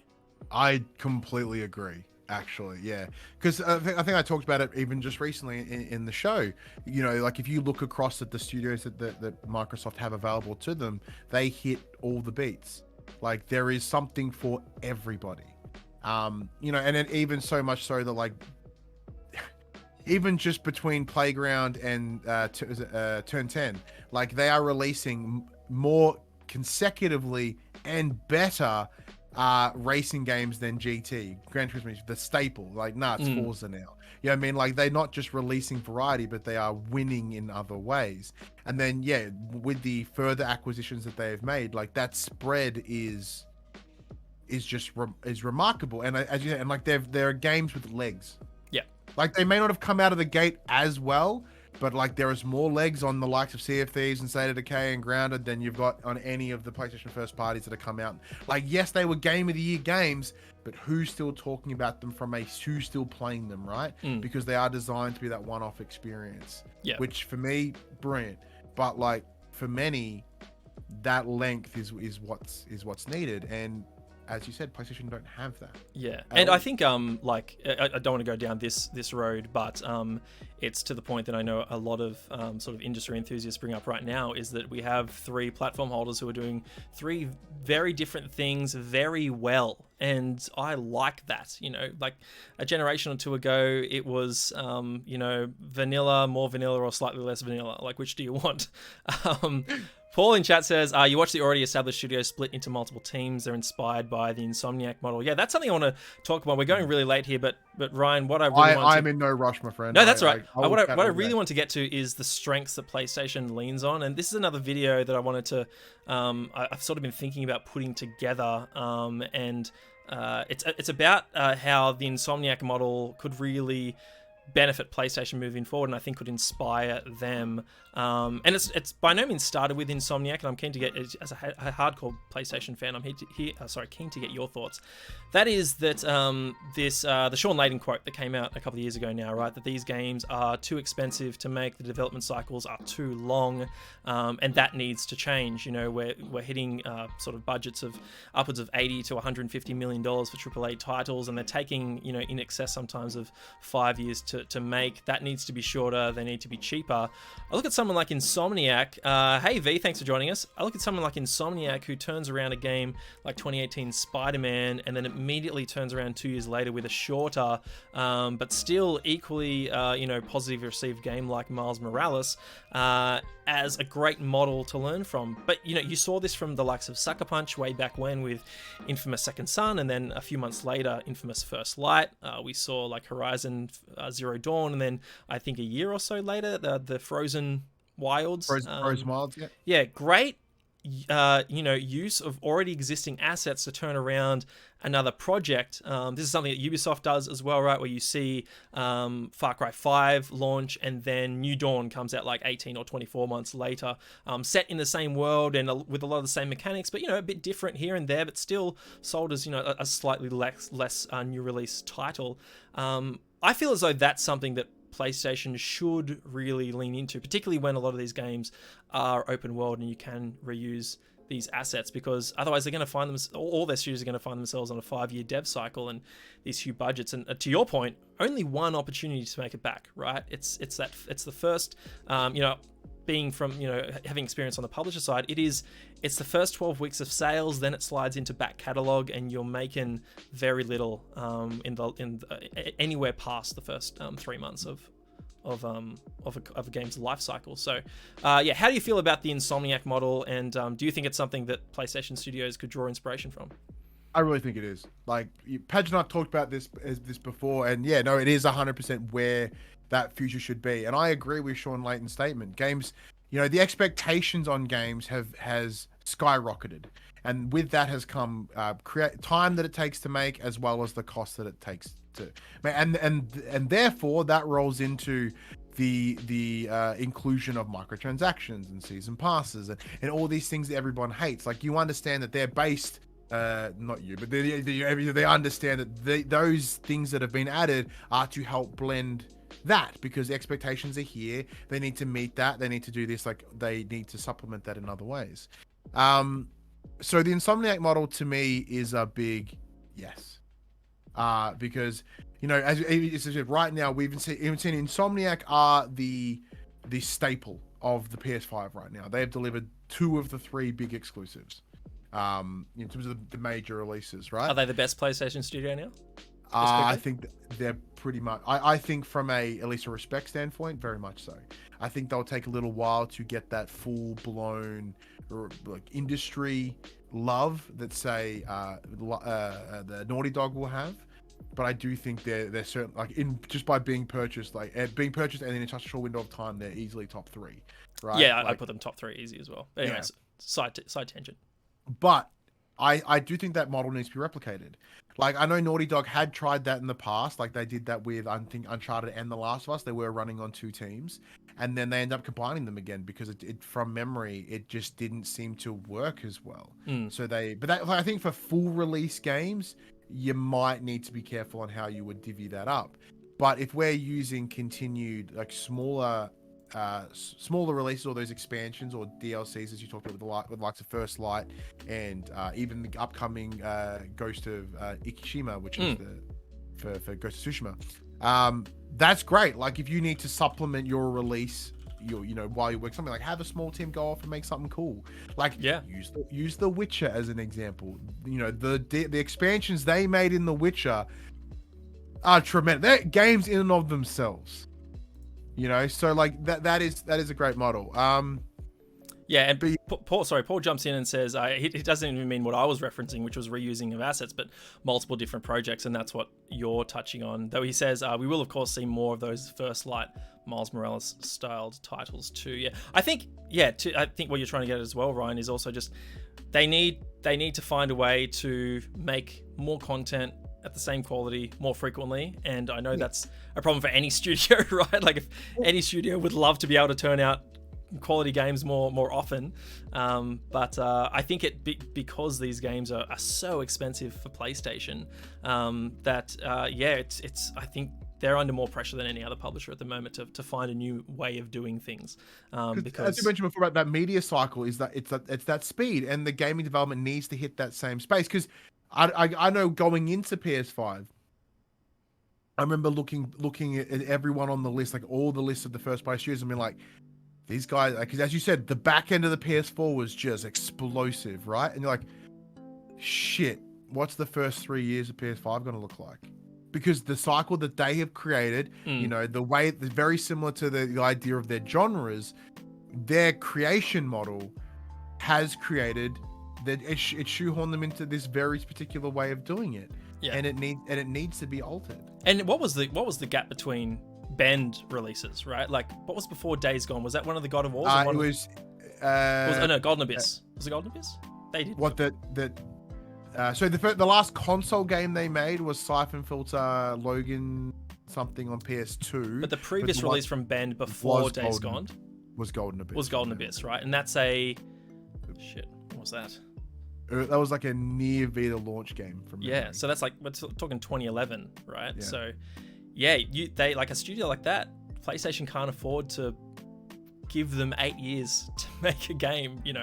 I don't think any of these studios can afford to be one game per generation teams. I'm most fearful for someone like Media Molecule. I think what really plays into their favor right now is that they're quite a small team, right? Like, I think they're still floating around like that 50-60 number in terms of staff, so they're not an expensive team to keep around. But when they shipped Tearaway in 2012 and then Dreams in 2019, 7 years later, when is their next game coming, and will they be afforded the creative freedom to go do something like that? I think PlayStation's done a good job in terms of giving their studios creative freedom over the past few years, but with this added pressure to release more games more frequently, will they be forced to reconsider how they go about making their next game?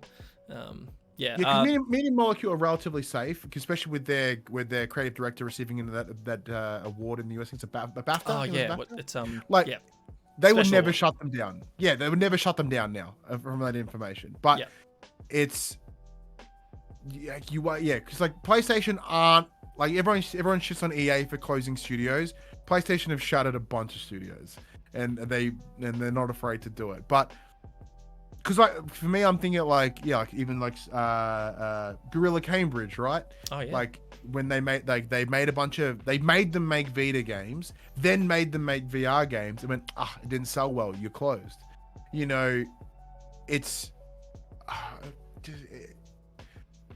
You've stumped me again, and I really appreciate it because I like when I like when I get thrown. That's right. It's good, it makes me rethink. V earlier, sorry V, I missed this. You said, "Are you guys aware of what Valve is launching the handheld PC, the Steam Deck?" Yes, we had a discussion on it at the start of the show, so you can catch the VOD on my YouTube channel, Magic Casts.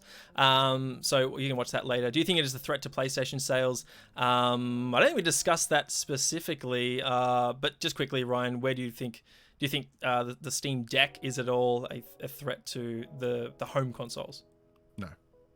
Yeah, it's a handheld device. I don't think many people are going to use it as a like their desktop or laptop PC solution. If anything, Nintendo could be a bit worried. To our earlier discussion, though, the first party is so strong that probably not.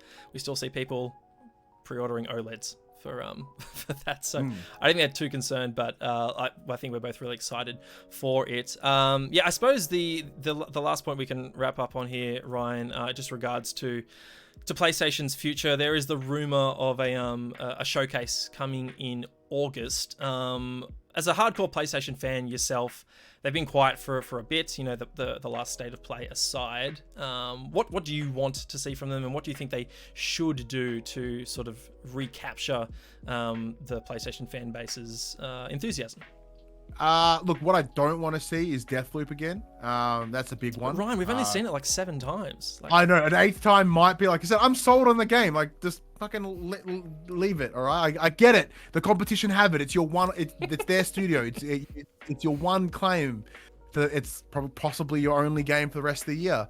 That's exclusive. But from memory, the big PS5 announcement trailer video showcase was in August of last year, or approximately August of last year.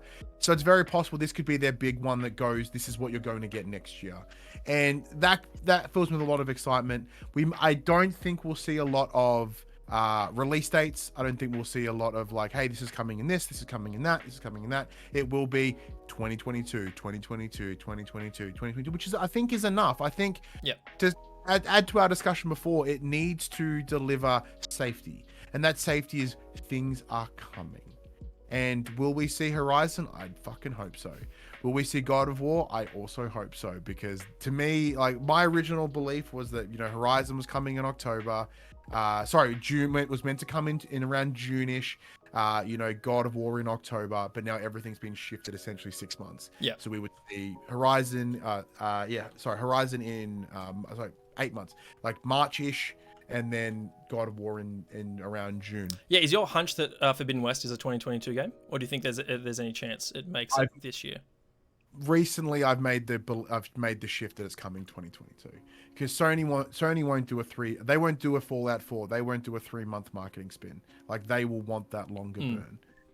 So once again, if we look at August, 6 months is March approximately. Yeah, I'm of the mind that it doesn't hurt them in any way other than optics to push it to early next year. They won't have a big game to go directly up against Halo and Forza Horizon, in the holiday window. They're going to sell all their PS5s anyway. It doesn't matter. And it just makes their 2022 stronger.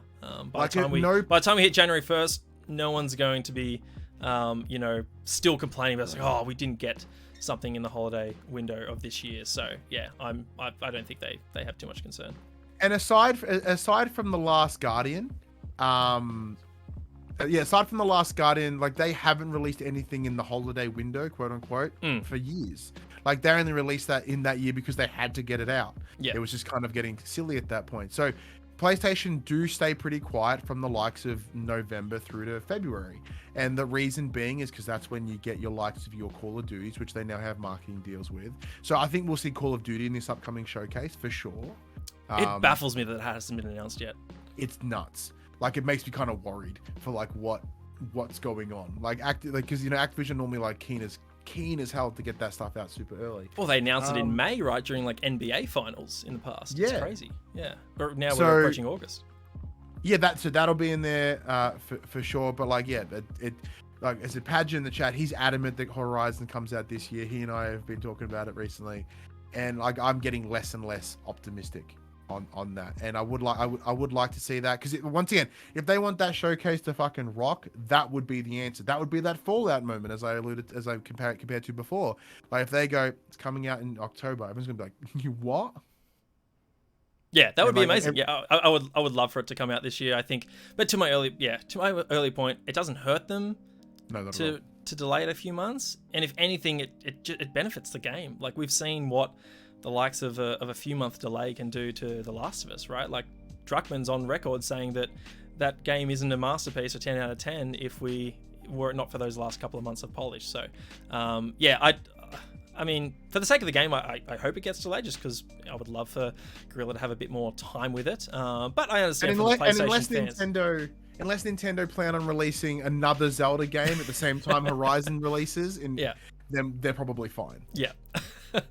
Anyway, I just wanted to post in chat a video I created on the YouTube channel about my own wants and I think needs for the PlayStation event. I just note that to the point we've been discussing, Ryan, I think the PlayStation fanbase, they just want clarity, right? And I think if you give them a vague roadmap, like you mentioned, like, hey, here are the 4 or 5 big hitters that are coming in 2022, be excited to be a PlayStation 5 owner, I think that's enough. I don't think they need to, just unload their entire portfolio like Xbox seemingly has, where we can get an understanding of what their roadmap's going to be all the way into 2024 at this point with some of their games that they've been announced. So I don't think PlayStation needs to do that, and I don't think they will. If they rock up with Horizon, like a narrower date for that, a window for God of War, maybe new footage of Forspoken, and gameplay for all the titles they show, I think overnight, the PlayStation fan base will not be complaining anymore.